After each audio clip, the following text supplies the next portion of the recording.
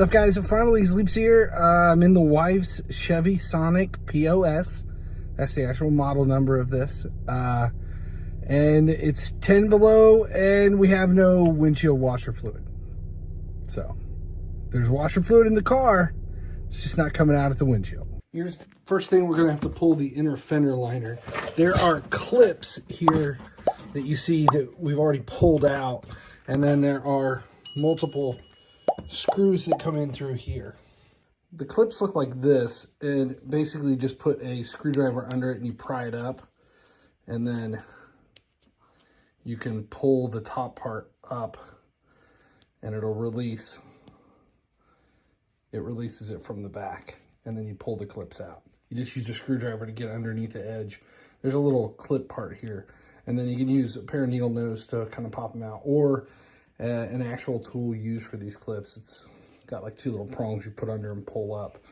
The screws for this are Torx bits, so you'll need a Torx bit to be able to get those. And the screw placements are along the inner fender liner, and then down underneath. There's like 3 underneath on the front too. And then this whole thing just pulls out, and you'll have to unclip it here where it snaps into the other one. Chevy Sonic, the inner wheel liner, the fender well liner, wheel liner? Well liner? Whatever. It's the plastic part inside the inner fender well. Has been pulled out so that we have access to the windshield washer reservoir.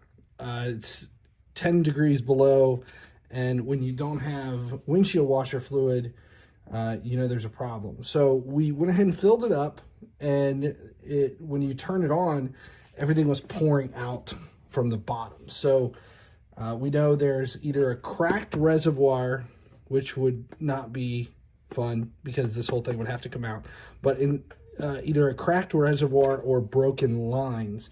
And ours ended up being the lines were disconnected. So we had a couple of disconnected lines.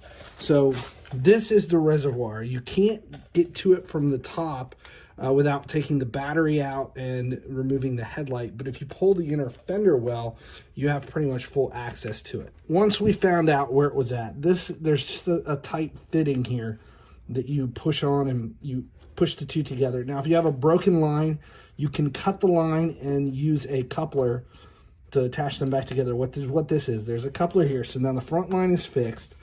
The rear line is what was actually spraying out and was dripping down underneath the car. And that one is only accessible here through the top. And you can twist and pull the stem out. And if you can get your hand down in there, that is the actual line, and that's where it connects. So we had to redo that connection, and now that we have everything connected, the system is now sealed. We can put washer fluid back in it and be good to go. And the easiest way to find where all the lines are to check for leaks is to pull that inner fender liner out. As you can see, I went ahead and just wrapped where they were with a little bit of electrical tape just to hold it in place. I don't know why the pressure was building up and it blew them off in the first place, but this should help prevent it from happening again. All right, so it's time to test it. It says you pull back for the front and push forward for the rear. So we're gonna check it. We're gonna pull back. There he goes. We've got pressure, and then back.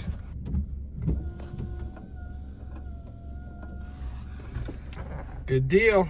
All right, that's it. And finally, he sleeps. Thanks for hanging out. If this helped, make sure you subscribe here at the Gearheads channel. And then check out all my other YouTube channels as well. Links are all below. As long as you guys keep showing up, I'll keep making videos.